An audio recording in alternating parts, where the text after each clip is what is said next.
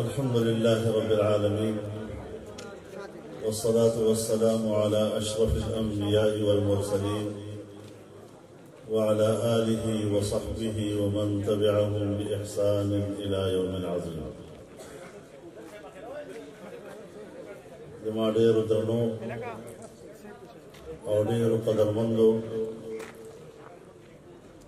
مشرانو، ملګرو، ځوانانو،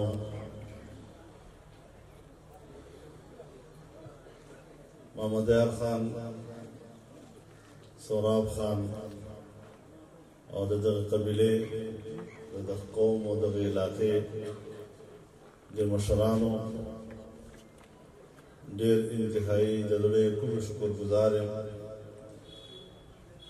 چې خپلې حجرې ته تاسو هم راوغوښتئ. ما ته هم حکم وکړ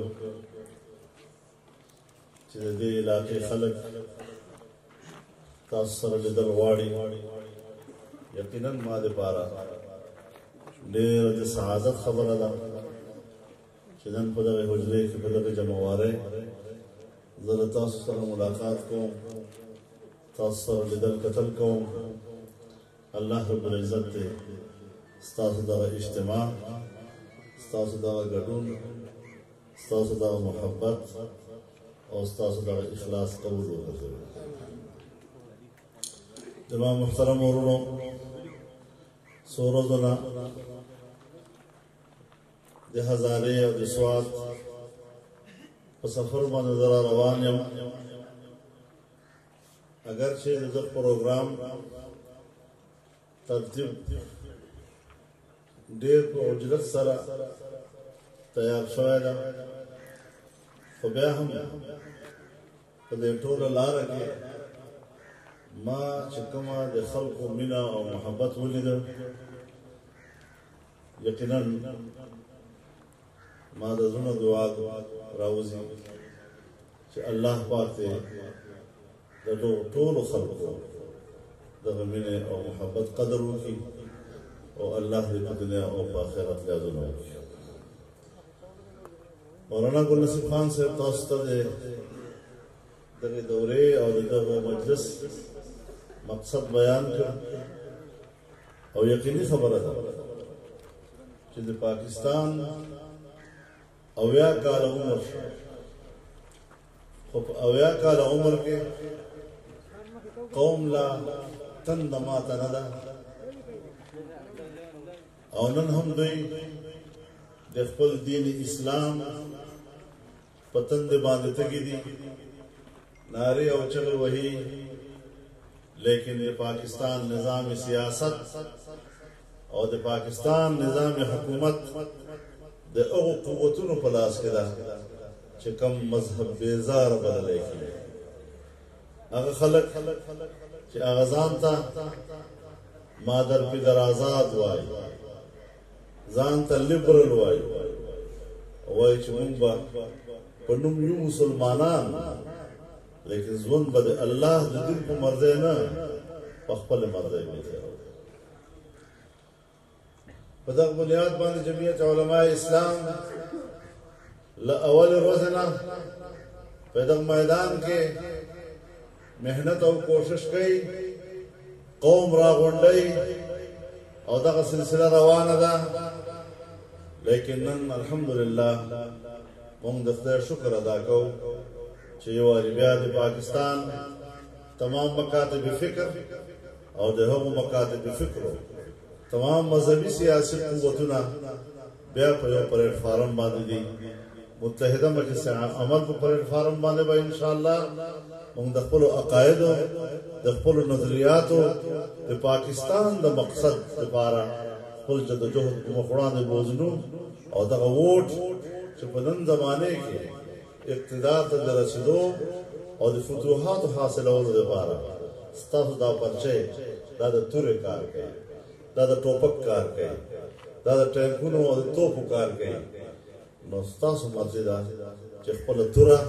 د حق په حق کې استعمالوئ او که د باطل په حق کې استعمالوئ. خلکو ته به دا سبق ښیي چې دغه نن زمانه کې چې دا مونږ ورته قومیت وایو کله ورته مونږ پرجمبه وایو دا ټول شیونه په خپل ځای صحیح دي قومیت هم الله پیدا کړی ده نسب هم الله پیدا کړی ده قل یا ایها الناس انا خلقناکم من ذکر و انثى وجعلناکم شعوبا وقبائل لتعارفوا ودا خلق په دې خبر کا چې تاسو مونږ د یو نر او ښځه نه پیدا کړي او بیا مې د قومونو او قبیلې جوړې کړې دي چې یو بل وپېژني زمونږ شناخت مونږ پېژندلی کېږو په نسب باندې پېژندلی کېږو چې دا پښتون ده دا پارسیبان ده دا پنجابی ده او دا سندی ده په ژبه باندې پېژندلی کېږو چې که پښتو ژبه وایو نو پښتون ده او که سندی ژبه وایو نو سندی ده او که پنجابی ژبه وایو نو پنجابی ده په وطن باندې پېژندلی کېږو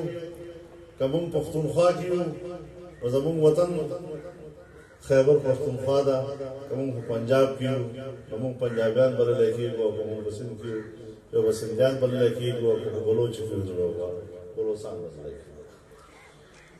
لیکن الله پاک یو بله قبیله هم پیدا کړې ده چې هغه د ایمان قبیله ده هغه د اسلام قبیله ده او الله پاک د هغې قبیلې هم نوم ایښی ده ملت ابيكم ابراهيم هو سماكم المسلمين د ابراهيم عليه الصلاه والسلام هغه دین چې به نبی عليه الصلاه والسلام وارث وګرځید الله پاک او خلقو ته مسلمان نوم ورکړ دا یو ورولې ده او دا ډېر ټینګ ورولې ده تر دې حده پورې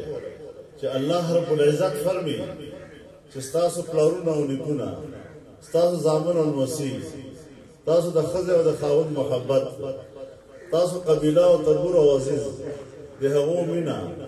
تاسو هغه کاروبارونه چې هر وخت تاوان ته فکرمند دي تاسو هغه کورونه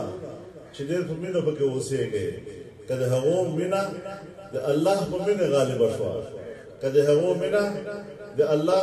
د پیغمبر په مینه باندې غالبه شوه د الله په لاره کې د جهاد په مینه باندې غالبه شوه نو بیا انتظار وکړئ چې الله عذاب ته باندې راشي قل ان كان آباؤكم وأبناؤكم وإخوانكم وأزواجكم وعشيرتكم وأموال اقترفتموها وتجارة تخشون كسادها ومساكن ترضونها أحب إليكم من الله ورسوله وجهاد في سبيله فتربصوا حتى يأتي الله بأمره وداهم وقبله ممتاز ہے قبیلے طرف سے ناراض مونږ په هغه بنیاد باندې د بلې قبیلې خلاف نفرت نه پیدا کوو مونږ د چا قوم له قوم سره د جنګېدو درس نه ورکوو مونږ خبره کوو او د هغې قبیلې کوو چې کومه قبیله الله پیدا کړې ده او بیا الله ورته ورونه ویلي دي انما المؤمنون اخوه المسلم اخو المسلم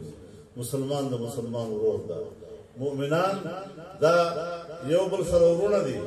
مثل المؤمنين في توادهم وتعاطفهم وتراحمهم كمثل جسد واحد إذا اشتكى عينه يشتكى كله وإذا اشتكى رأسه يشتكى كله وإذا اشتكى عضو تداعى له سائر الجسد بالسهل والحمى نبي عليه الصلاة والسلام فرمي دي مؤمنان مثال یو بل سره په محبت په همدردۍ په ورورولۍ داسې ده لکه ایک یو جسم که دا جسم په سترګه باندې درد دي ټول بدن بے قرار ہے که په سر درد وي ټول بدن بے قرار ہے که د جسم په یوه حصه کې درد وي ټول په شوګیره تیری او پته به تیری هغه ورورولي هغه محبت سره لاړ نن فلسطین مسلمان په هغه باندې د بارود باران وريږي په افغانستان کې په مسلمان باندې باران وريږي ټول افغانستان اور کړو نن عراق لوټه شو نن لیبیا برباد شوه دا ټول اسلامي دنیا یې برباد کړه په کشمیر کې ظلمونه دي هندوستان ظلم کوي لیکن موږ ته د احساس ولې نه کېږي موږ مسلمانان د خپل مسلمان ورور په حق کې هغه درد ولې نه لرو راځي چې هغه درد راپورته کړو د ملکي او د قومي وحدت درد راپورته کړو څو پورې چې پاکستاني قوم د اسلام او د دین په نوم باندې په یو پلیټ فارم نه راغله موږ د دنیا د بل مسلمان غم نشو لرل موږ به د هغه د غم درمل علیو چې موږ په خپلو کې هم متحد یو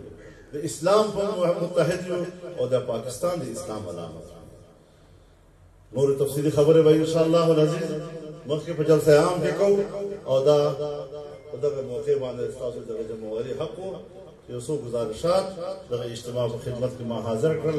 الله دې زموږ زړونه کلاو کړي حق دې لپاره دې الله موږ زړونه کلاو کړي موږ دې یو موټی کړي او په دې ملک کې دې الله نظام دې لپاره دې الله تعالی دې موږ د عقل دې موږ د توانایي الله دې استعمال کړي واخر دعوانا